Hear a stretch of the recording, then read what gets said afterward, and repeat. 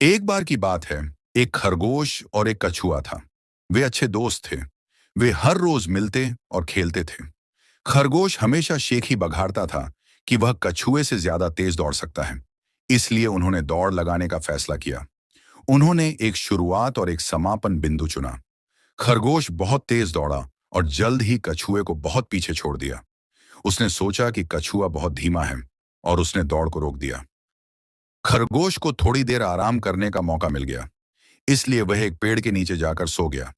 इस बीच कछुआ लगातार चलता रहा और जीत की जगह पर पहुंच गया। जब खरगोश की नींद खुली तो उसने देखा कि कछुआ पहले ही रेस जीत चुका है।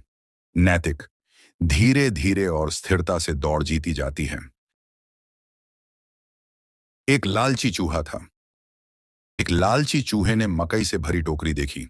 वह उसे खाना चाहता था, इसीलिए उसने टोकरी में एक छोटा सा छेद कर दिया। वह छेद से अंदर घुस गया। उसने ढेर सारा मकई खाया। उसका पेट भरा हुआ महसूस हुआ। वह बहुत खुश था। अब वह बाहर आना चाहता था।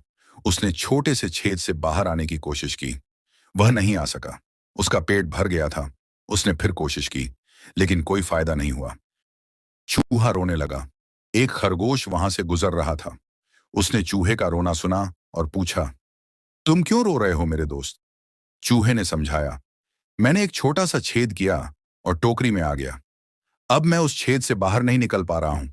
खरगोश ने कहा, ऐसा इसलिए हुआ क्योंकि तुमने बहुत ज्यादा खा लिया। जब तक तुम्हारा पेट छोटा ना हो जाए तब तक इंतजार करो। खरगोश हंसा और चला गया। चूहा टोकरी में सो गया। अगली सुबह उसका पेट सिकुड़ गया था, लेकिन चूहे को कुछ मकई खाने की इच्छा थी, इसलिए उसने खाया और खाया। उसका पेट एक बार फिर भर गया। उसने सोचा, ओह, अब मैं कल बाहर जाऊंगा। बिल्ली अगली राहगीर थी। उसने टोकरी में चूहे की गंध महसूस की। उसने टोकरी का ढक्कन उठाया। उसने चूहे को खा लिया।